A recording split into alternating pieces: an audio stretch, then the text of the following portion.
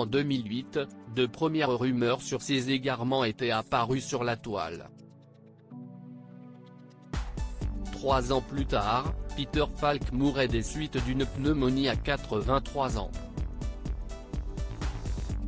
Sa fin de vie n'a pas été joyeuse puisqu'il souffrait aussi de la maladie d'Alzheimer au point où l'ex-interprète de l'inspecteur Columbo ne reconnaissait plus ses proches et était devenu de plus en plus impossible à gérer selon Télévision Mag. Pris en charge par des infirmières, il avait tenté de fuguer à maintes reprises avant d'être retrouvé errant dans les rues de Beverly Hills.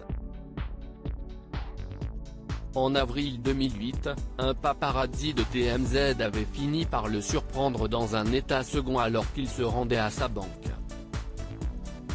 Il ignorait les voitures qui le frôlaient à toute vitesse.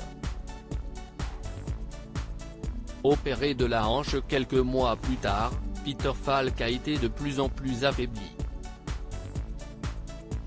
Il ne se souvient même pas de son rôle le plus célèbre. Il ne se souvient plus avoir été l'inspecteur Columbo, avait déclaré son médecin. Autour de lui, une guerre se profilait. Pour le protéger, sa femme Shera avait caché sa maladie au public, interdisant aussi ses 2 filles Catherine et Jackie de lui rendre visite. À la fin de l'année 2008, elles avaient lancé une procédure judiciaire.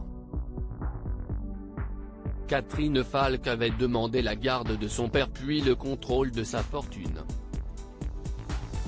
Un verdict en 2009. Shera Danese et sa belle-fille s'écharpaient dans les médias alors que Peter Falk sombrait un peu plus dans la maladie. Accusée de ne vouloir qu'à l'héritage de son père, Catherine Falk avoue entretenir une relation conflictuelle avec la star depuis son refus de payer une partie de ses études supérieures.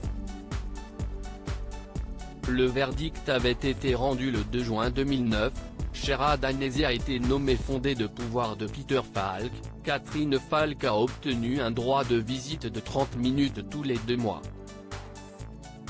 En 2016, la jeune femme a défendu un projet de loi dans le Colorado, nommé après l'acteur, permettant aux familles de voir leurs proches lorsque ces derniers sont frappés d'incapacité dans le cas où ils sont soumis à la garde d'un tuteur.